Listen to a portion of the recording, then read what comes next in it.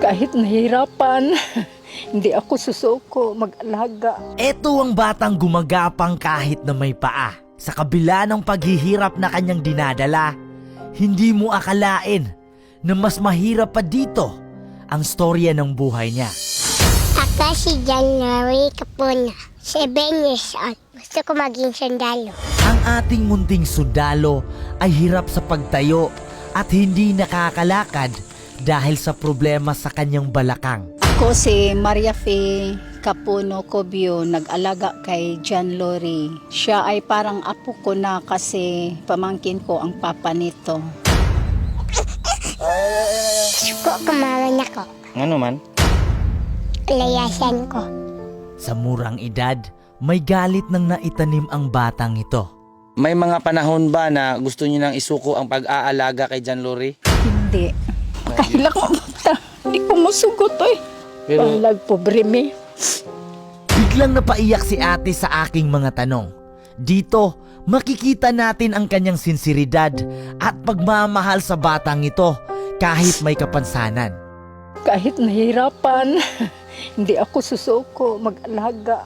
Kahit hirap sila sa buhay, inuuna ni ate ang pangangailangan ng bata. Pag magkasakit si John Lori, maghanap talaga ako na pwede kong mautangan. Minsan nga, nilalagnat, hindi ko maibili ng gamot. Ang kondisyon ng batang ito ay hindi madali at mas lalong hindi madali kay ate ang pag-aalaga ng bata na walang permanenteng kita.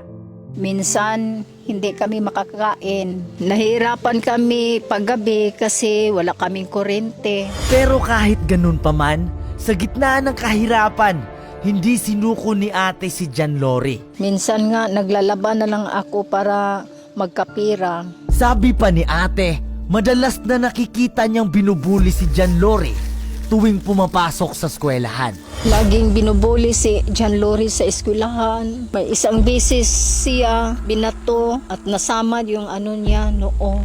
Naawa ako. Pagalit ako sa kanila. Wala naman akong magawa.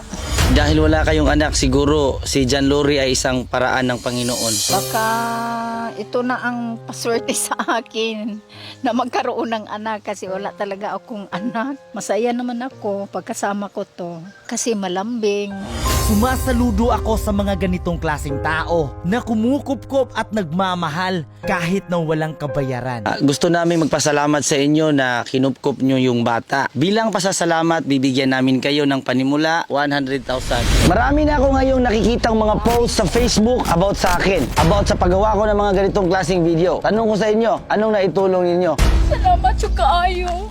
Ako kayo akong kalipay nakadawatan eh. Ako dyan ning tarungon pagdala. Gusto ko sana makaroon ng laruan na robot. Maliban sa 100,000 pesos, Bago natin i-reveal ang lahat ng mga sorpresa, gusto ko lang i-flex ang Swampland ng 1xBet. Sobrang dali lang dito dahil tatalon ka lang sa dahon. At kung tama ang iyong pagtalon, agad-agad mananalo ka at pwede kang mag-withdraw. Sa pag-withdraw, pwede kang gumamit ng GCash at Banks. Sa pag-top up, ganun rin. Pwede ito sa PC at mga cellphones. Ito ay matatagpuan sa 1x Games tab. Kung interesado ka, nasa comment section yung link. Sa unang top up mo dito, pwede kang makakuha ng up to 6,000 bonus. At huwag kalimutan ang promo code na 1xBeat. Dahil sa paggamit ng promo code na ito, nakakatulong ka sa paggawa ng aking mga videos. Kaya ano pang hinihintay mo? Kung wala kang trip, download na! maliban sa 100,000 pesos, binilhan rin namin sila ng 10 sakong bigas, mga groceries, bisikleta pang transportasyon, solar lights, at ang gusto ni ate na negosyo. Ayos! May ilaw na sila! Maraming salamat sa sumusuporta. Maraming natutulungan sila. Gusto ko maraming rubis ko.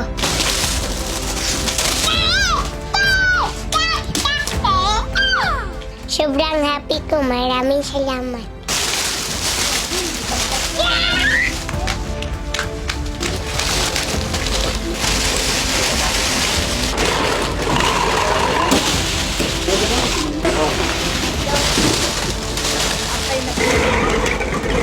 Gusto ko maging sundalo. Ah, sundalo na! This time.